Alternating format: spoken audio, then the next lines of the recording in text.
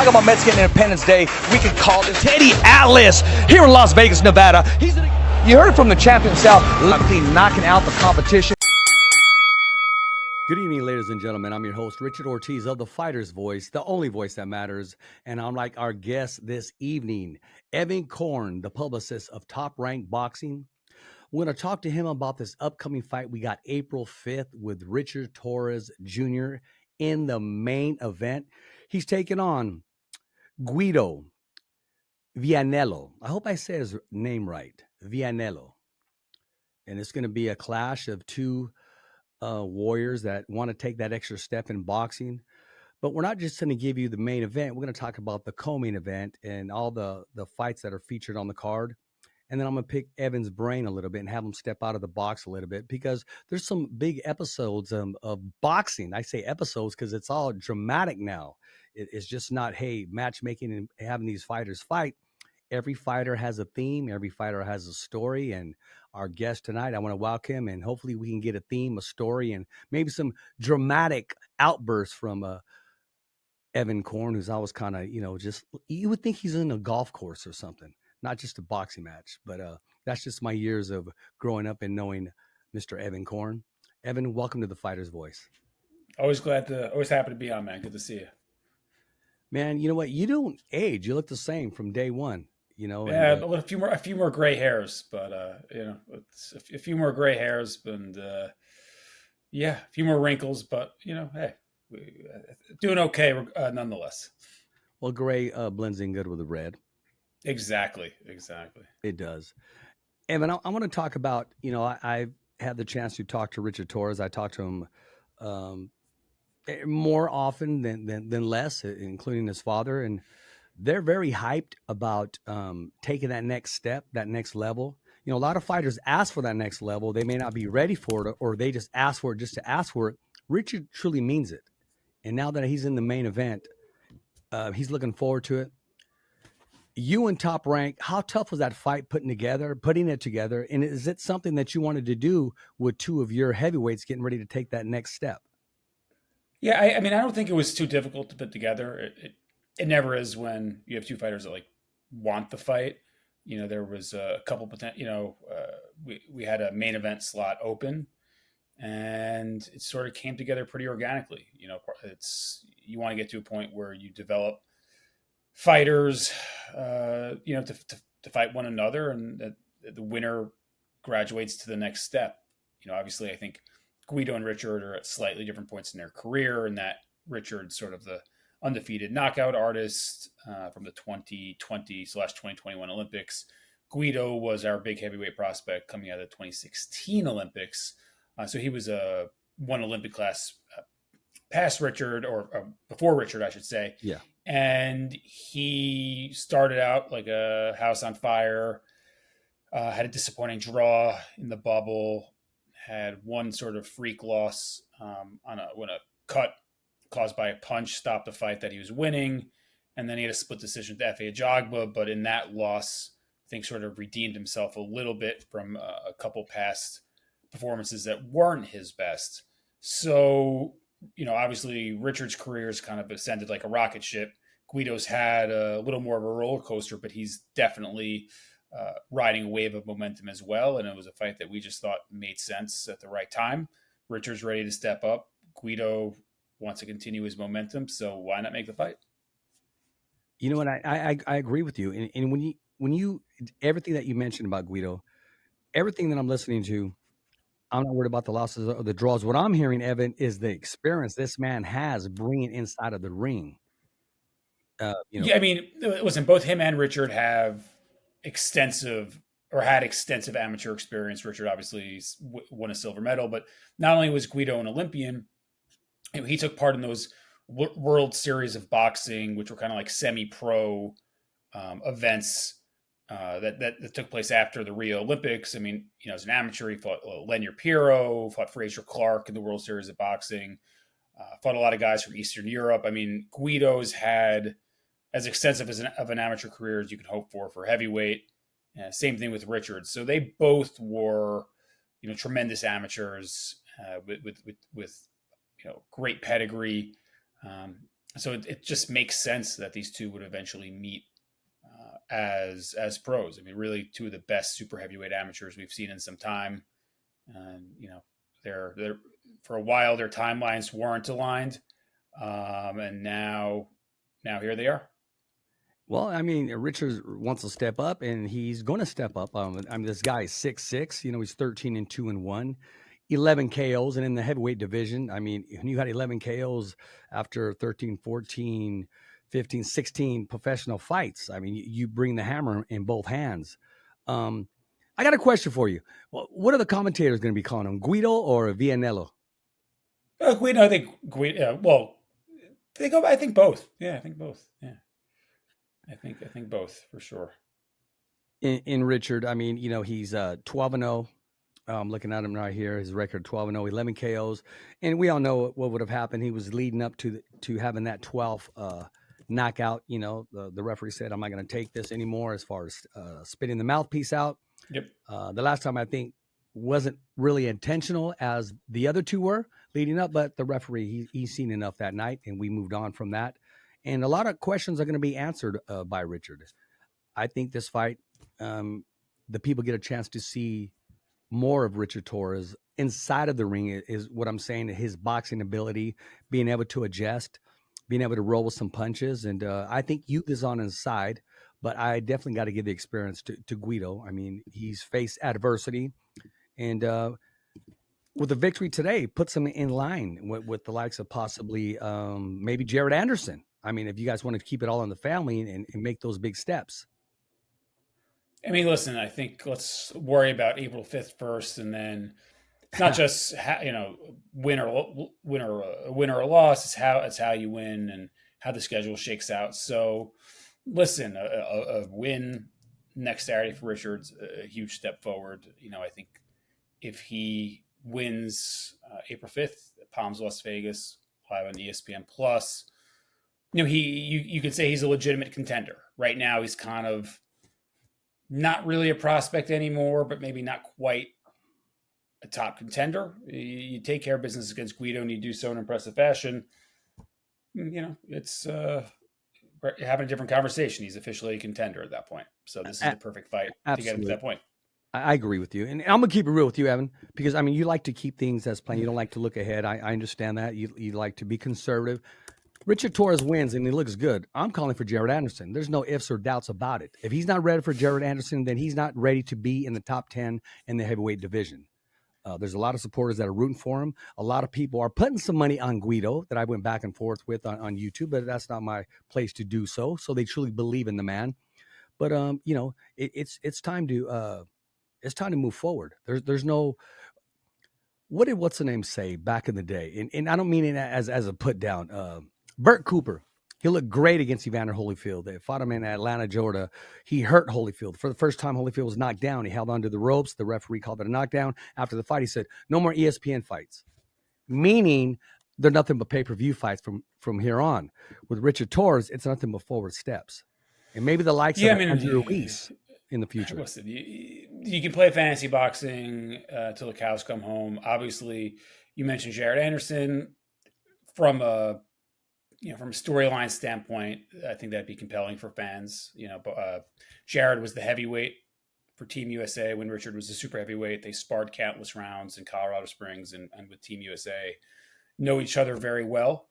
So we'll see. It's easy to say, hey, Jared fight Richard. Both men have to agree to a fight, and that's just sort of a let's wait and see what happens on April 6th. April 6th and 7th, and moving forward, I think that's a more suitable conversation. I agree, and just remember, Blocker and Simon Brown, best friends, they fought each other. And I mean, listen, I think Richard and Jared, that's not, that was a very unique situation you're talking about. I mean, Jared and Richard, I think there's a mutual respect from the times they shared the ring, but definitely not a best friend scenario. And I don't think they're close enough where that would preclude them from fighting if the opportunity presented itself. They respect each other. They do, and they know. Yeah, certainly. They know where their home base is, and I'm sure their minds do cross. I mean, like every man, they know one day their paths can cross and share the ring together. But business, I agree with you. Business needs to be taken care of. April 5th, at the Palms Casino. It's here at the Concert Theater. I'm gonna be honest with you, Evan. I'm looking to try to get a room there, man. I mean, they're off the roof there. I mean, who's showing up that night? Madonna, or what's going on? No, they've got tickets are reasonably priced for the fans, but Palms is a nice property. Vegas is weird that way, but yeah, it's nice, very nice hotel. Well, after the show, one of the best venues for boxing. After the show, I'm going to text them and say, "What's the top rank code, man? I'm here to get a room." Listen, I don't even know what kind of code we got, man. I think we got a group rate, but even that, I don't even know how cheap that is. I'll just tell everybody I know Evan Korn, and then we'll see where it leads. Yeah, well, I live here, so I don't even stay at the hotel when we have fights in town. Okay, well, it's good to live there, man. I mean, you could drive drive right back, have a good time. 15 minutes from my house, great venue. So yeah, there you are. And ladies and gentlemen, we're going to put Evan Korn's address right on the screen there. If anybody wants to stop by, knock on there and sell some Airbnb. Airbnb the spare room, sure. There you go. Well, listen, I don't want to take away too much of that because I want to end the show with this. But let's talk about this co-main event. I mean, and there's one. No, go ahead. You had something to say? No. I was saying. I was saying. Go ahead. Sorry, Rich. No. Leandolfo. He's 22-0, 30 years old. Trains at Robert Garcia's boxing academy. Growing up, of course, and still to this day, he loves Chavez and Canelo, which Mexicano doesn't. But he's true to them, and he kind of mimics their style a little bit. But I like Elvis Rodriguez's chances, and I want to talk to you about that. He's 17-1, but he's on a 6-fight winning streak. He was with Top Rank. He was released, but it's like he went back to the AAA and came back to the majors. He's back with you guys now. When that fight was signed, that bill of Elvis Rodriguez and his opponent, Leandolfo, was it something that was possibly going to be the main event, and then it was put down to the co-main event? Because that's a great matchup.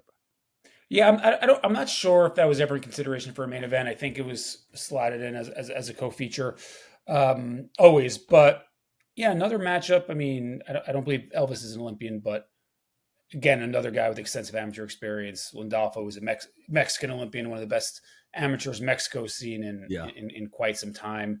So definitely two guys, ascending contenders, both of whom had big amateur careers. And yeah, you're right. Like Elvis, definitely one of the more fascinating career arcs we've seen, or I've seen, especially in my time at Top Rank, where he was one of the stars of the bubble at the MGM.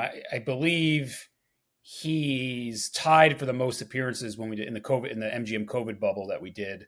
He fought there 5 times at a bunch of knockouts.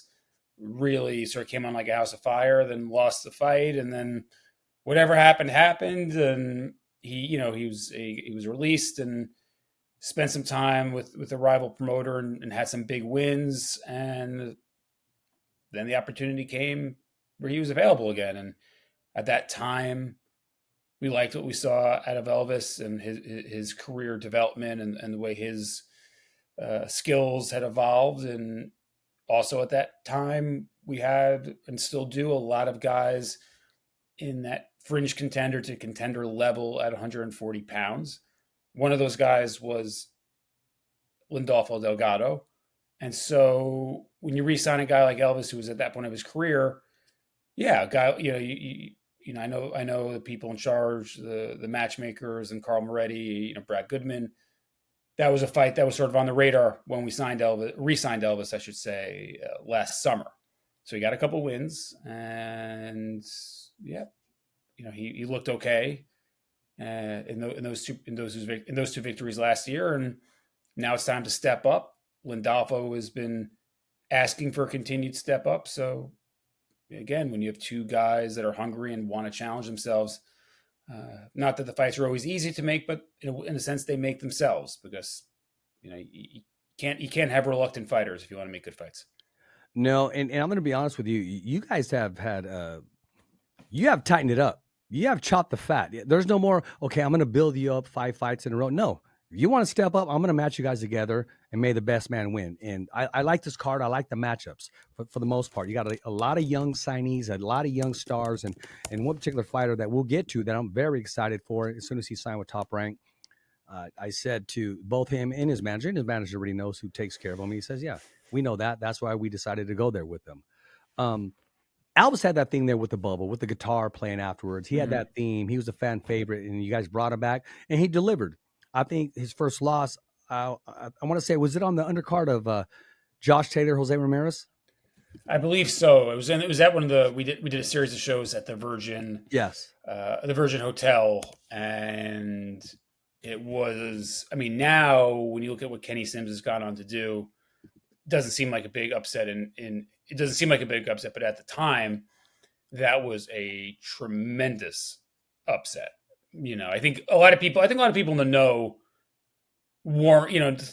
believed that Kenny Sims could give Elvis a run for his money, but at the time, yes, it was a big upset. And that you're right. It was on the I just box wrecked it, but you were right. Okay. It was on the Taylor Ramirez undercard. So yeah, that was an interesting night. It was a bunch of 140-pound fights, but yeah, it was a memorable night.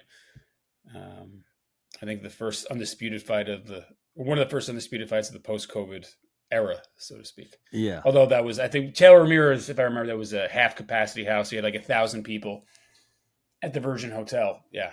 So it was definitely a weird evening. In the way they have it set up, it's great for the fans. If you're a fan about the sport and you want to meet and greet fighters, it's set up perfectly. But as for fighters sharing one, elevator, we already know what happened from there. That was that great brawl by the elevator. One of those things where you don't really want it to happen because you don't want it to happen because people can get cut and hurt and injured trying to fight each other, but nothing terrible happened, and it was great for the promotion to see the two scuffling by the elevator. I was in the middle trying to get Josh Taylor into the elevator while Ramirez and some of his supporters were going after him. It was that was real. It was something, man. Yeah. It was beef all the way around that week. It was Josh and Jose. It was Josh and Rick Merigian. I think Josh might have disliked Rick Merigian more than Jose Ramirez at the time. Although I know they went on to patch things up, with the mutual respect sort of thing. But at the time, it was certainly tense. Rick is as loyal and will stand up for his guys as much as possible. But in that case, him and Josh got after it for sure. Yeah. Sometimes you got to be careful what you ask for. It's part of the sport, part of the hype. But you got some real ones that'll call you on it. Josh is as real as it gets. Tough guy from Scotland. Not one to be messed with for sure. I'll tell you this. You know how much I support and I rocked with Jose back when he was fighting in Visalia, California, his sixth fight and what have you. When Josh Taylor got off the plane and he stepped on Las Vegas ground, he won the fight already. He had that mentality. Round one already started. He had that mentality going into that fight. And to this day, I think we saw one of the finest executions. I don't want to say executions. Execution of his game plan on that night. Because even that knockdown off the ropes, Josh was working on that. Straight up guy. Yeah, and I think... sorry, I didn't mean to cut you off, Rich. No. And I think I don't know if this would have ultimately made the difference in the fight. I think on that particular night, Josh was just the better fighter. That was a start. I've always said this, that all fighters were adversely affected by COVID. I don't think there was a fighter that was more adversely affected from an activity standpoint from the COVID pandemic by Jose Ramirez. People forget if he wasn't I believe it was the first major sporting event that was postponed in China because that fight was scheduled for February 1st or 2nd of 2020, and there were still big events after that because February 22nd of that year was Fury Wilder 2. So but that fight in China was postponed. Then Jose was supposed to fight, I believe, in April, Postal in April or May.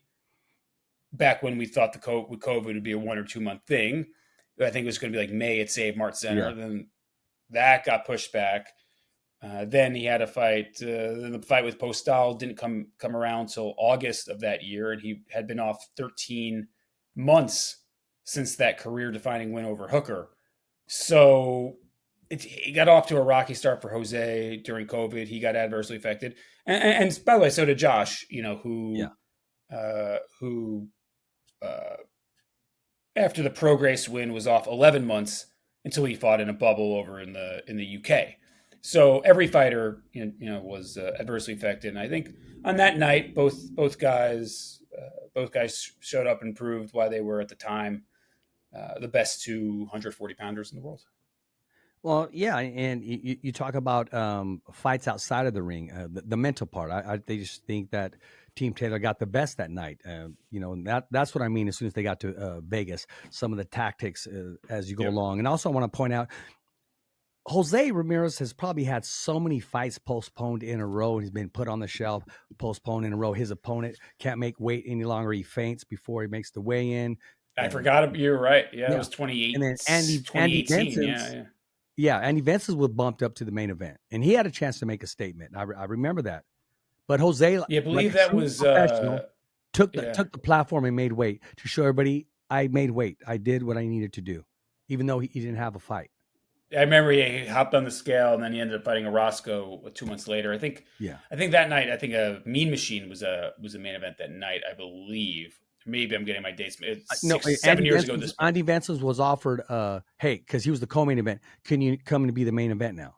So they went and negotiated real quick, and then it was Andy Benson's. Yeah, if it was Benson's, maybe. I thought it was. I'm going to check the tape. I thought it was Mean Machine. Okay. One of us is right. Okay. One of us is unimportant. But one of us is right. But that was one of the weirder things that happened. Yeah, you're right. That sort of bad luck for Jose with his opponents started in 2018 and really continued through COVID, and he wasn't as active as he was, and that can have an adverse effect on a fighter. I'm going to break this lineup right now that we have fights coming up, because I was going to break down the whole April 5th card, because we don't hit the fighters. We don't have an agenda. We go with the flow. And I will say this, and I want to talk about this matchup right now. I want to talk about Jose Ramirez taking on Devin Haney. And is this something that you knew or would ever think that it would happen at one time, both fighters being with Top Rank?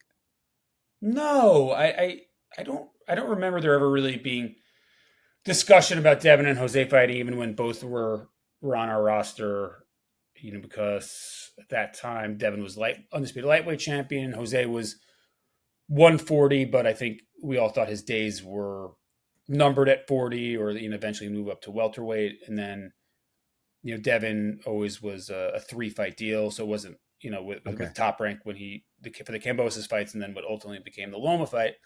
So I don't know if that was ever. I can't say that it was, but I don't know if it was ever discussed. I think the fight makes sense now. Jose now being ready to move up to welterweight, Devin moving up to welterweight. Obviously, I think they're meeting at 144. 144. I guess technically that technically is welterweight. It is. But I mean, a catch weight. You're right. Yeah. And Evan, who invented the catch weight? Who invented the catch weight? That's been going around. That's been going on for decades. Who brought it back? Who brought it back in the modern era for belts? He was able to get away with it for a belt. That's what it. Well, did. I think you had guys like I know like Canelo and Miguel Cotto both would do catch weight fights. That's like modern. I mean, Oscar De La Hoya, when he fought Bernard Hopkins, had Hopkins come down to like 156 for the middleweight championship, 157. So he had Hopkins sucked down even further.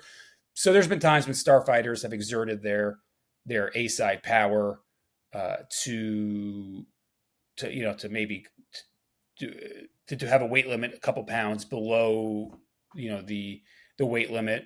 Floyd Mayweather against Juan Manuel Marquez, it was 144, and Floyd decided to blow weight and pay the fine.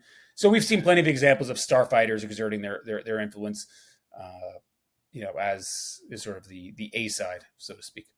Yeah, Sugar Ray Leonard did it all the time. Did it with Donnie Lalonde for the light heavyweight championship. Yeah, that was just a way to get 2 world titles on 2 different divisions at the same time. Tommy Hearns beat him by a couple of days, because Yeah, I was trying to keep Tommy Hearns. And Hearns had that fight, I believe, with it was before Juan Rodan. I believe it was with James Kitchen to get the 168-pound world championship. But Sugar Ray, he brought Donnie Lalonde down. And yes, I mean that's in that star power. And Donnie Lalonde was the champion. Listen, Canelo, Cotto, Mayweather, Sugar Ray, Oscar. A lot of fighters have done things like that. Exerting again their A side power.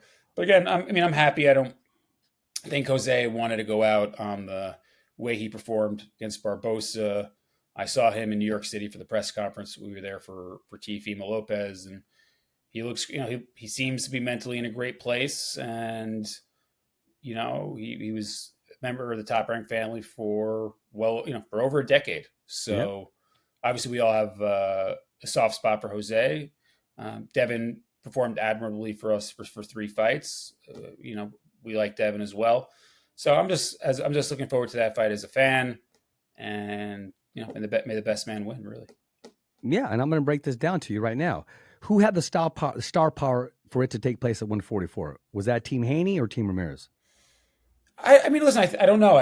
That's a question better suited for Rick. I don't want to speak on negotiations. I think, or Bill Haney, Rick Morrigan. I'll let them speak on it. I think both guys were. I think Devin was ready to move up. I think Jose has been ready to move up. Yeah. So sometimes you just have a confluence of events, or where certain guys are in their career, and it makes sense. I think this made sense. I'm sure there was some negotiation over 44, 45, whatever it was. I wasn't in the room for those. Rick was. I'll let Rick or Bill Haney speak on that. How much mentally defeated is Devin Haney? If you were on Team Haney, what would your concerns be going into the Ramirez fight? I don't listen. I only Devin Haney can answer that question. I know I got to know Devin very well when he fought for Top Rank, and extremely talented young man, really mentally strong young man. Obviously, there's a lot of circumstances in the Ryan Garcia fight that we know about. What came out after the fight? Yeah, who knows what sort of impact that had on the tenor of the fight. So, yeah, I think I know Devin's a confident kid, and ultimately we don't know that answer until Devin gets hit flush on the chin again. Devin's been hurt a few times in his career, but has always got he's shaken off a couple shaky moments against guys like Linares, got up every single time against Ryan, and outside of the times Devin got hurt or knocked down, he was outboxing Ryan Garcia for rounds at a time in large stretches of the fight, knocked down a few times, but almost did enough on my card to earn a draw despite all of that. So wait. Again, a draw with Garcia? Rewatch that fight. One on, judge had man. It a draw. Evan. I rewatched the fight. Ryan had him down and hurt several times.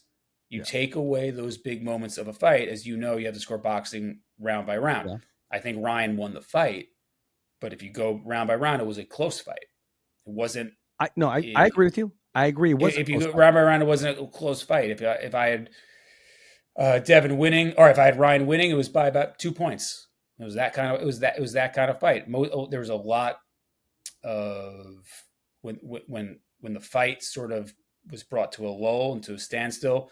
It was because Devin was doing a very good job just keeping Ryan at distance, outboxing him, doing what he does best. It was a competitive fight. I agree with you there. People remember, Ryan landing that left hook in the first 20 seconds and putting him down several times towards the end of the fight. But in the middle rounds, there was pockets where Devin Haney was outboxing him pretty soundly. He got line with that left hook. Yeah, but so he, again, it's up to Jose to try and catch him. But Devin's talented enough where I could see Jose having his moments. I could also see a kind of fight where Devin just keeps him at the end of that jab for 12 rounds, and you see a 10-2, 11-1 kind of fight. I don't know. That's why we'll see what happens on May 2nd, for sure. I'm going to tell you this. I know damn well Team Haney is saying, okay, Devin, go trade with Ramirez. Trade with him. Stay in the pocket. Trade with him. No, it's going to be the back foot all day long. Jose is going to have to cut the ring off and conserve. I don't know if I want to say conserve his energy, but just pace himself like he's never had before. I'm saying this, and no, go to say what you're going to say, because then I want to say something towards the end with Ramirez. No, I just listen. Obviously, we all know Ramirez is a pressure fighter. Devin's the boxer. It's about who can execute. I don't think it's a big secret. I don't think Devin's expecting Jose to box on the back foot, and I know Jose is not expecting Devin to fight a phone booth kind of fight. We know what these guys are at this point of their respective careers, and I think that's why it's an interesting fight when you have that contrast of styles. I'm going to say this, Evan. I've seen Jose upset. I've seen him focus. I've seen him a hard training camp, when he comes to the weigh-in, looking good at training, spots are looking good. I have never, ever, ever seen the look. I've never seen this look in Jose Ramirez's eyes before. Not for the Maurice Hooker, not when he first won the bout, not going to Josh Taylor's fight. He has a different look. He has a different demeanor, and he looks like somebody turned back the clock on him. He's already looking. I hope he doesn't overtrain. He already looks like he's ready to make weight. But his focus, Evan, whatever happens, win, lose, or draw, you are going to see the best Jose Ramirez May 2nd. Win, lose, or draw. So if he loses decisively, that was still the best Ramirez to show up. And so let's not take away a victory from Devin Haney. Now, if Jose is able to do what he wants to do, he has a different look in his face. Not like a desperate man, but like, I've been waiting for this. Be careful what you ask for. And I'm willing to accept this challenge. And I truly believe you're going to see the best Jose Ramirez May 2nd, win, lose, or draw. That's why it's an interesting fight. You never can doubt Jose's mentality, his mental fortitude. At the end of the day, what we're going to see on May 2nd or not see is if there is physical erosion with Jose Ramirez. Was the Barbosa fight just a bad night or whatever it was, or did it indicate something, that the hourglass is sort of, is up? Or did it indicate that, Jose is not the fighter he once was? We'll see on May 2nd, Mentally, he'll be there. Physically, he may be, he may not be. That's why you fight the fights. A lot of people had said that, and they have every logic way to say that. But one key thing that I did say in when I was speaking about Jose, he looked like he turned back the clock. And I truly mean that. But again, a lot. But Richie, this is not a referendum on Jose Ramirez. What I'm about to say. No, I know that. What I'm is a lot of guys in the gym. In the gym look like $1 million. Yeah. But again, until you get under the bright lights, I think that's when you start to see whether a fighter is still at his peak or close to his peak, or if he's eroded a bit. Listen, Jose. Again, I spoke to him. His mentality was great. He seems to be in great spirits. I'm sure he's looking great at RGBA. There's no pressure on him. Yeah, and I think that might be freeing in a certain respect. So again, we'll see. I personally like both Jose and Devin, so I'm just gonna watch and enjoy the fight for what it is. And it's both guys the Top Rank worked with. Obviously, Jose had a much longer association with him, and so many great memories with him, especially in Fresno. And absolutely. And so I wish nothing for the best for both guys, and I'm just going to be a neutral observer watching the fight, and just hope it's a good one. I want to ask you this: when this fight was matched up, I mean, I thought Top Rank would do it. I thought it would be considered, but it finally took place, and that's Arnold Barboza and Jose Ramirez. When that fight took place, did you sit back as a fan, or were you kind of rooting for both, or you know, who did you think was going to I win don't. that fight when it was announced? I thought it was like a 50. I thought it was 50-50. I really did. I did going in. And I just, yeah, I 50-50 going in. I think I might have. I think I edged I think edged Barbosa maybe going into it a little bit, only because Jose's been to the mountaintop, and I think Arnold had waited so long for an opportunity against an elite. I mean, he had a couple, beat Jose Pedraza, and he had a couple good wins, but Jose was decorated former world champion, and this Arnold had been waiting his entire career for it, and so I wasn't surprised at the outcome, to be honest. And yeah, I just, again, when you build relationships in the sport, and we've worked with both guys, I like both guys. I like both guys as people. I like their teams.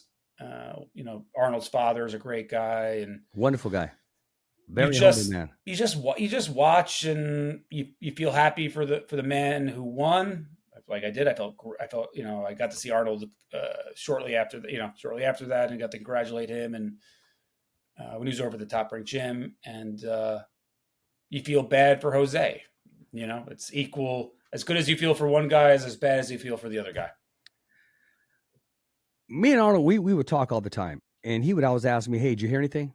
And I said, "Bro, just get ready," because I would always text him, "Congratulations." He goes, "What are you talking about?" I go, "Bro, you're gonna fight Ramirez." No, well, I haven't heard nothing. I go, "Bro, just trust me, it's happening." Okay, that's the fight that makes sense.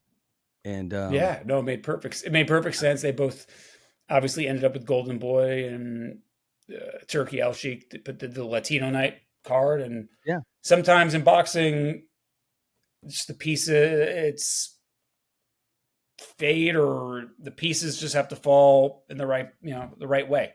And it did for both of them. They both got good paydays, I imagine. And it was an interesting fight. well, they both got one hell of probably the best in the world negotiator that has ever walked the planet Earth. As far as when it comes He's to something. numbers. Yeah, Rick Bergen is something. Yeah, he's something, man.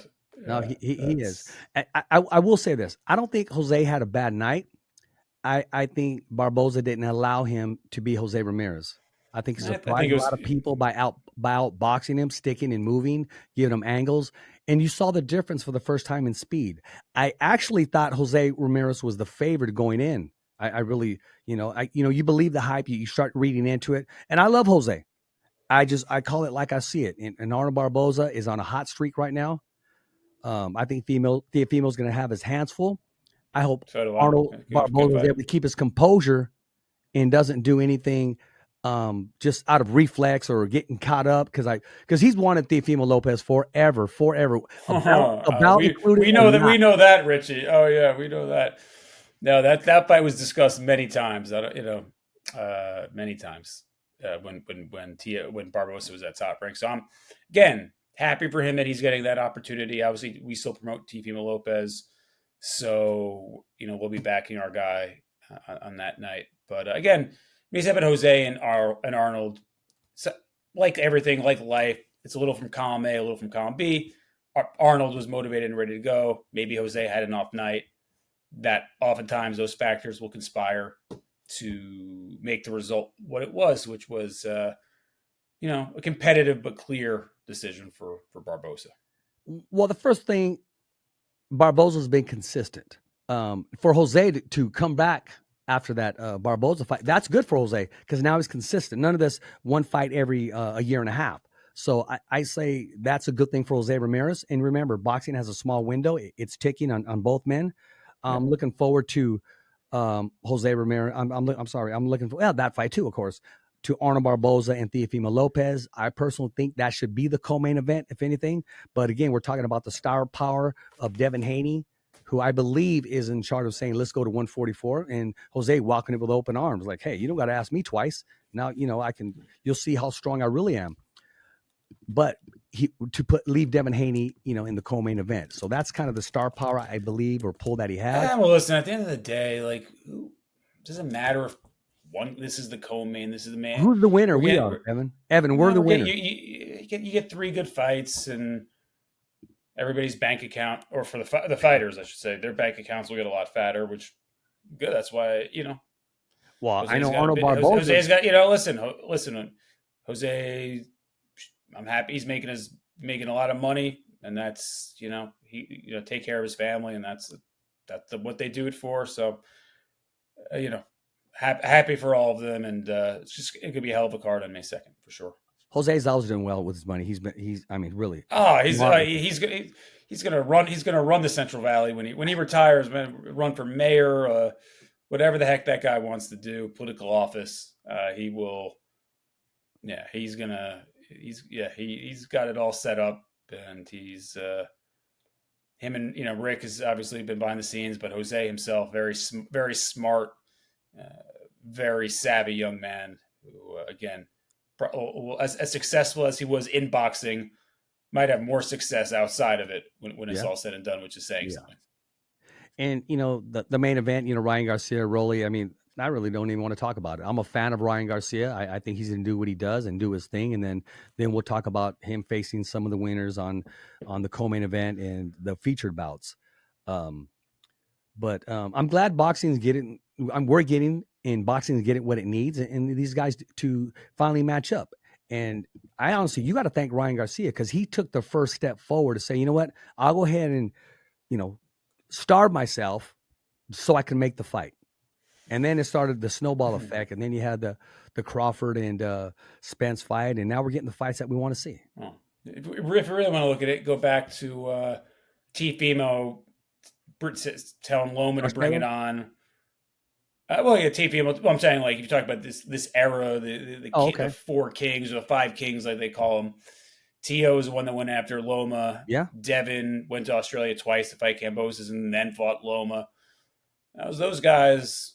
Those guys, were put their money where their mouth, early on, and and Ryan, credit to Ryan who fought Tank, and then fought Devin, and now it's in line if both win to fight Devin again. So yeah, all 3 of those, Ryan, Devin, and Tio, have all shown that they're willing to take risks and fight one another. So that's hopefully. And we can only hope that continues. Well, let's talk about the new star that you guys signed. That's Abdullah Mason. Yeah, we signed him at 17 years old. This southpaw has everything going for him right now. Since day 1, that's the kid we said, okay, we earmarked their superstardom. One of the best amateurs I've ever seen.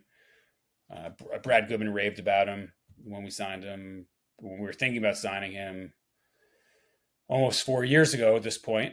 And I don't think none of us are surprised that he's probably the best young talent in the sport, or if not the best, he's among the small handful. So yeah, excited to see him on April 5th as well.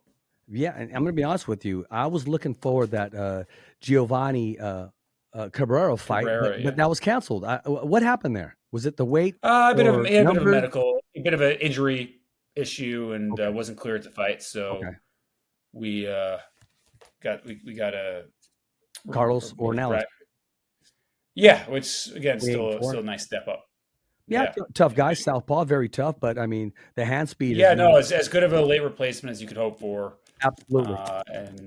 And so yeah, maybe a little different style wise than Cabrera, but he gave Rafael Espinoza a pretty good fight back at featherweight, 4 or 5 years ago, when they fought in a 9-title fight.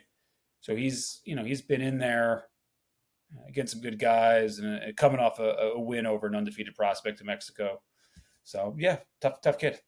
No, very tough. Because Mason, he stopped Stockton's own Manuel Jaimes, who went the distance with Rolly and his last fight. He's from Stockton. Now he's levels to this game, Richie Ortiz. There are levels. Well, exactly. But let me tell you this: I can't even ask you, how do you prepare yourself for Abdullah Mason. You cannot, because he's able to get away with things just like Roy Jones did with his attributes, his ring IQ, his Listen, speed. That uppercut is just vicious. listen. I think a valuable lesson he learned, he can't get away with it because 2 fights ago he got clipped twice in the opening round, which was a great learning experience for him. If as long as it doesn't end in defeat, and the fighter learns from it, it could be the best thing that ever happened to him. No, the one thing I'll say with people say Roy Jones, not a single human being on planet Earth since then that could get away with what Roy Jones got away with, and I think we saw this is not Abdullah. I'm saying there's a lot of guys immediately post Roy Jones that thought they could do the same things Roy did, and they found out the hard way. If you try to fight like Roy Jones and you don't have his reflexes, well, there's a lot they don't teach that. You don't teach that in a boxing textbook because if you try to pull a Roy Jones, does you're going to get wrong clipped. And gets away with it. Everything exactly. Everything a fighter should not do and gets away with it because it's just his. I think when God was blessing people, he was holding his a little longer and got distracted while he got most of the blessing. It's like it's like with Roy. It's like Deion Sanders or Bo Jackson. Athleticism that's the likes of which we've never seen in a boxing ring, really. So, he's Abdullah. I think learned a lesson from getting knocked down twice 2 fights ago in Norfolk. But he's very skilled and fundamentally sound. He just, got a little defensively sloppy in those instances and paid the price, but came back and knocked out Johan Vasquez was the opponent's name in the second round. But look at the steps since then. Look at the growth and look at the maturity that says, as if to say, you know what, I'm doing that again. I'm not. My hands belong up here. Take care of business. Rick Torres says, I don't get paid to work overtime. Exactly, and next week, I don't know. Next week, I don't know. I don't know if we're going to see the distance. However it goes, I don't think so either. I'm excited about this guy. I really am. I've watched him grow. I've watched him in the gym when I was able to visit Robert. I had the privilege of introducing him at one time at some of Robert's fights where he had me work for him. And I'm talking about Albert Chop Chop Gonzalez. I love that. Oh my God, his work ethic. Another guy that we, from the RGBA, next week they've got also Art Barrera Jr. is the 19-year-old that Robert has, is a welterweight. Yeah. On the card with Lindolfo. Chop Chop, great young kid. I mean, another kid, style-wise different than Abdullah Mason, but another kid that we're just going to supercharge this year. So he's going to continue next week, and Chop Chop is another guy that I tell people, make sure you're there early, make sure you watch him. He's the real deal. A guy that Robert raved to Brad Goodman about for years, and finally worked out where we signed him, and now he's kind of going to stay. We're going to keep him busy this year, and I think by the end of 2025, when Ring and ESPN does their Prospect of the Year list, Albert Gonzalez is going to be right there in the running for 2025. He's that special of a young talent. So anybody watching this, I encourage you next week to give this kid a look. He's something. Absolutely. Now, will he be on the first televised, or will it hit? Yeah. So next week's card, April 5th, is streaming straight through on ESPN Plus. Okay. So from about 2:30 in the afternoon onwards, we got boxing. So you got about 5-6 hours of boxing on ESPN Plus. So you just turn on ESPN Plus 2:30 next week. Leave the TV on. You're good to go. On. Well, I'll tell you what. Even if you don't have them televised in your first bouts, who's doing your prelim commentating, man? We have Christina. I know you got an opening, Evan. Evan, I know. Listen, you got an opening. Obviously we have Christina does a lot of the play-by-play. Christina Potter is awesome. She does the international, and then the ESPN crew oftentimes calls. I believe from the beginning, you got Bernardo and the crew. ESPN goes straight through, and Christina does, I should say, she does the international broadcast with a rotating group of one of the rotating commentators. One of the rotating guys is no longer there. There's an opening, Evan. Yeah, I'll do it pro bono. No, we'll You got pay to you. give me a No, shot at it. but yeah, so we got. I You think don't even know who you got. You got Richard Ortiz of the Chris. No, Fighters I think we Voice, got Chris brother. Algieri this week. I want to say. Yeah, we got Chris. No, He's it's good. Nisa Estrada. Sorry, Nisa Estrada's in town. She's her and Christine are doing the international this week for Mayer versus Ryan too. So yeah, that'll be a hell of a fight. We got Saturday on ESPN. Put me in, coach. And listen, if we need a late replacement, I got the bull. We'll call the bullpen. Nah, Call the right. I'm Call the lefty in starter. from the bullpen. Nobody knows Richard But yeah, Forrest Jr. More than what I do. No, that's that much I do know. But yeah, no. So we had a great card this Saturday with the Mayor Ryan rematch. Shushu Carrington on the card. Co-feature is Brian Norman making his first world title defense. So we got that this week in Vegas at the Phantom Blue, and then next week we're over at the Palms. So with Torres and Vianello. So yeah, keeping busy, which is great, and great stuff on deck for Top Rank. And then, as we mentioned, the Riyadh season card or the Ring Magazine card in May. So yeah. it'll be some interesting times here in boxing for sure. Yeah, no, that's good. You know, a lot of people say matter of opinion. They'll like well, that was his opinion. We're working on an underground show. It's called The Truth and Nothing But. And it's also hashtag boxing under the influence, which means under the influence of the knowledge that you know and stuff that you don't know. Sometimes, man, we may just have to commentate underground. Evan, you have the power and authority to say, Ortiz, I'm going to give you 30 seconds, man. Do what you do. Listen. I'm shopping my stuff around to you. You're listen. You think you're giving me way right more you're giving me way more power than I actually have. But thank you. I appreciate that. And hopefully, you know, I think with Richard potentially we make our way back to Fresno soon. I think the Central Valley's overdue for another Top Rank card. I think so too. I think so. I just want an excuse to go back to Doghouse, get some tri-tip sandwich at Doghouse across the street from Save Mart Center. So no, you can't go wrong there. You can go there on a weekday and they got good food. The best. Yeah. And you know, before I go, I just noticed I like the hat. By the way, love the hat. Oh, of course. I need to update. Hey, I got to get one of those hats that say "War," because that's one of my favorite fights ever. Marvin Hagler, Tommy Hearns. I'll get you one, but for the people listening, it's not. If you go to toprank.com to our shop, the Hagler Hearns merch is available to purchase. Yes, sir. So yeah, those actually are like we're getting orders from all around the world for that. It's flying off the shelves like it's like gangbusters. So oh yeah, no, that's pretty cool. I'm glad you guys put it out there. Yeah, no, for sure. So listen, man, what do you want to say to everybody that has plans for April 5th, but has the evening free for boxing?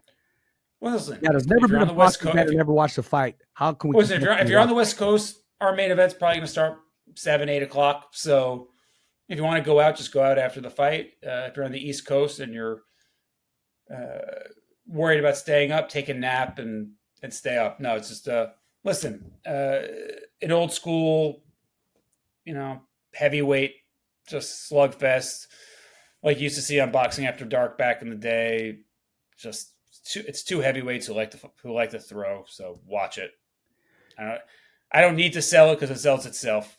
Yeah, I think you know, I think the world of Richard and his potential, and maybe this is the moment where you know where we say this. You know, this is a special kid. I mean, he is a special kid, but in the ring, maybe this could be the day he graduates to the next level, and I really can't wait to see it. I'm looking forward to it as well. I'm looking forward to the Richard Torres after party as well, and in victory, because this fight is not going the distance. No disrespect to his opponent. However it goes, it ain't going the distance. But that's just going to make it. The moment he trades with Richard, it makes it easier for Richard. Now I don't got to go chasing you or cutting the ring off. You're right there. Thank you for opening yourself up to trade. Listen, as you know, when you have two big boys swinging away, I know anything can. Listen, I agree with you there. If you know when you touch when either guy touches that chin, that's why heavyweight. That's why we love heavyweight boxing. Exactly. You know? All it takes is one. Exactly. Well, Evan, tell everybody how can we follow you? What's your handle And yeah, no, you can follow me IG and Twitter at Cornerman44 with a K, it's Korner, Cornerman44. Yeah, so on IG and Twitter, so send all fan mail or hate mail. No, just kidding. But yeah, follow me. You got that? You got that on Twitter before, but you held your own. I was like, okay, get on. Somebody went after you one time, and you let them know. Nah, okay, it's best to not respond. It's best to not respond, but you did that day. Sometimes I can't help it, but but a lot of really great fans on. It gets a bad rap, but a lot of great fans on boxing Twitter. So yeah, I enjoy it. Well, look, listen, man. I wasn't shoving my foot in your throat, but I'm still going to send you stuff. And I like when you give me criticism and say, Rich, I like this, but work on this. And that's the respect I have for your knowledge of what's out there and what you need. So I'm still going to continue to do that. No, please do. For sure. Well, my man, we got Regis Pro Grace coming on next. He's going to break down. Great Regis, great guy. Really great nice guy. Yeah.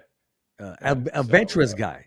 I would not be his you sign somebody up for life insurance. I mean, this guy's jumping off parachutes. Like I said, he's wrestling with sharks and alligators.